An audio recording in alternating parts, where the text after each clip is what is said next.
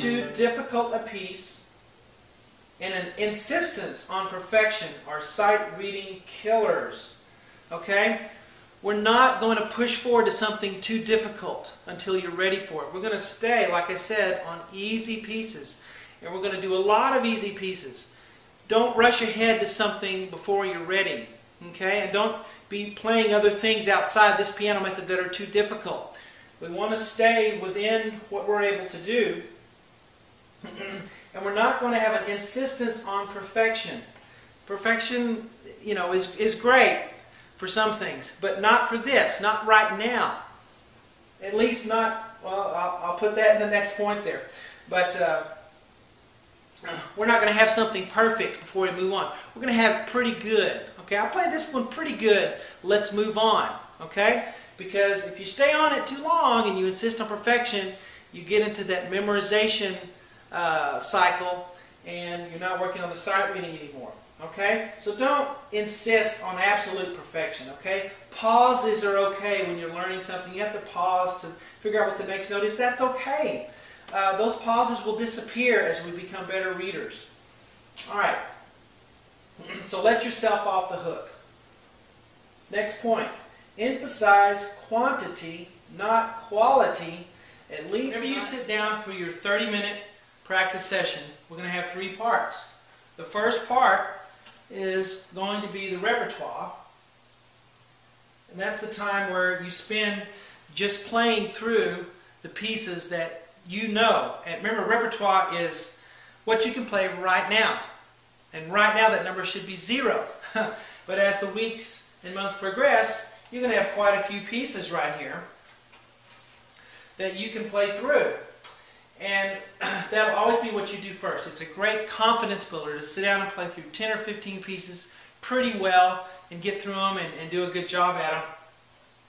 Really will make you feel good about yourself. So that's the first section of the 30 minutes. That may only take a few minutes when we first start here, but it'll end up taking 5 and 10 minutes as you learn more and more pieces. A lot of piano teachers use little jingles to memorize this. They'll use a mnemonic device and they'll say, "Every good boy does fine." That's how we memorize the lines of the treble clef. No, we don't. Don't do that. If you've done that in the past, and you know, it's hard to get away from that. We're going to retrain your brain to not do that anymore.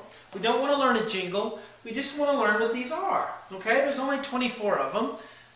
Little kindergartners can memorize 24 things, or when they memorize the alphabet, 26 letters. So you can memorize this. You don't need a mnemonic device to memorize these. Just learn what they are. And you'll really cut down on the time it takes you to learn a note.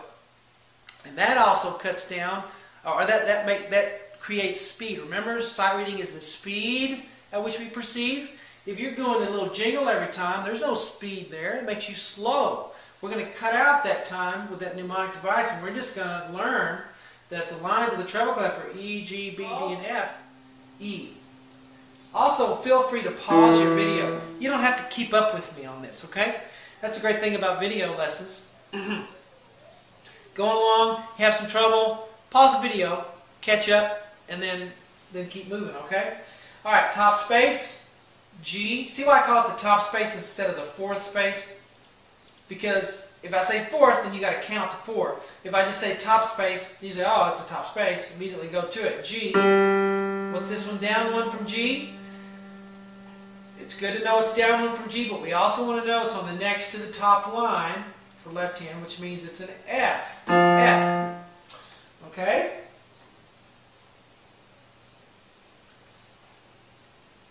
We're almost done. Remember, these pieces are not very long. I'm taking a long time in the video because I want you to get everything. I don't want to rush you and you to miss something. So I make them short so that it's an attainable goal. Okay? We're going to have lots and lots of little attainable goals, and that's going to give you a lot of confidence and be able to get where we're trying to get to. All right, a little more left hand to go. Right here. What do we got? Can you name it for me? Can you say it and then play it? It's E. Because it's in the 3rd space. Hand down, 2 counts. We know that. We know that a dotted half gets 3. Remember that? Dotted half gets 3. And we know that a whole note gets 4 counts. We can count those. We know those very well. What about an eighth note? This is a new unit of measure here. An eighth note, 1/8 note by itself is a black note colored in, and it has a flag on it. It looks something like that. You've seen that. It's an eighth note. Well, it gets 1/2 of a count. Okay, fractions. Oh, all right. 1/2 of a count. So it is quicker. It lasts less time than the quarter note we talked about over here. Okay? Now, if you have another eighth note with it, 2 eighth notes together, put a plus there, they equal 1 count, because 2 halves make a whole, right? So if you have 2 eighth notes, they equal 1 count. Well, many times you'll see eighth notes written, beamed together. So you'll see this kind of a thing. See that? 2 eighth notes, and they're beamed together. And they get 1 count, and they go twice as fast as the quarter note. Now the way we would count that is we would say, instead of, if we had a quarter note, we'd say 1, 2, 3. Well, if we add the syllable and, we can count eighth notes and go 1 and 2 and 3 and 4 and see that? Changes. I'll say that again. When the left-hand chord changes, that's a good place to change the pedal, to clear it and come back down. Okay, when the chord changes, so you play it here. Normally it's just once a measure. See that? I have 1 chord per measure. Sometimes I have 2 chords a measure. So if you have down here where you have 2 chords a measure, you change it twice. But once per measure is the norm on this one. All right, let's go all the way through. 2, ready, go. 1, 2, 3.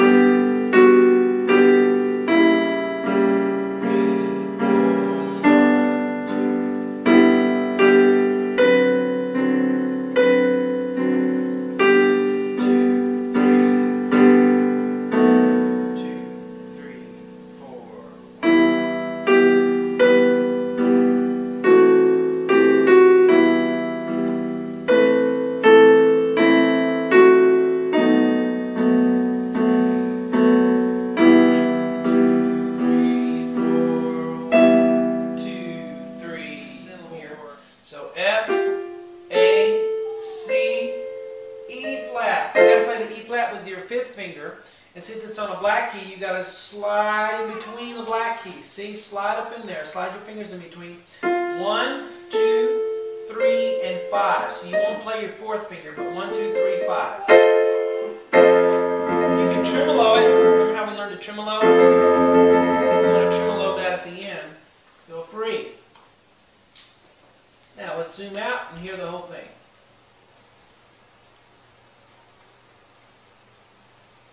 All right, we ready? 1, 2, 3, 4.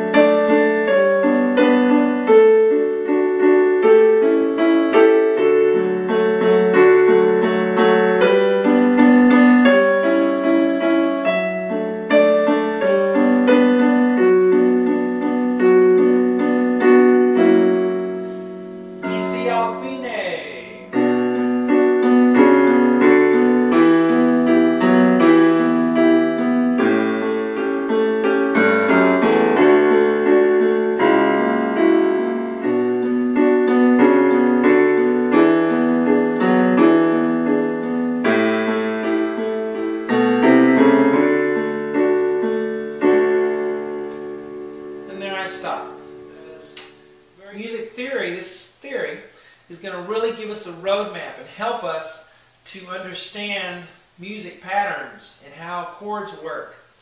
And if we can understand that as well as read the spots off the page and have our note memory like we have at this point, we're just going to be unstoppable in our sight reading. Okay, so that's why I do this. Okay, here I've got all 4 of them in there, but I just want you to know this is called a 5/7 and the pattern that we use to play it. That's good enough for now. Okay, so this is what we got: B, D, F, and G in the left hand. In the right hand, we also have B, D, F, and G. Now the fingering is 5, 4, 2, 1. 5, 4, 2, 1. The right hand is 1, 2, 4, 5. So we don't use our middle fingers. There. It's going to be tough. I can't get my fingers to work. Keep trying. Keep trying. Push them all down except your middle finger. And then we go back to C. So what I want you to get from this is the pattern. 1, 4, 1, 5, 7, 1. Primary chords in the key of C.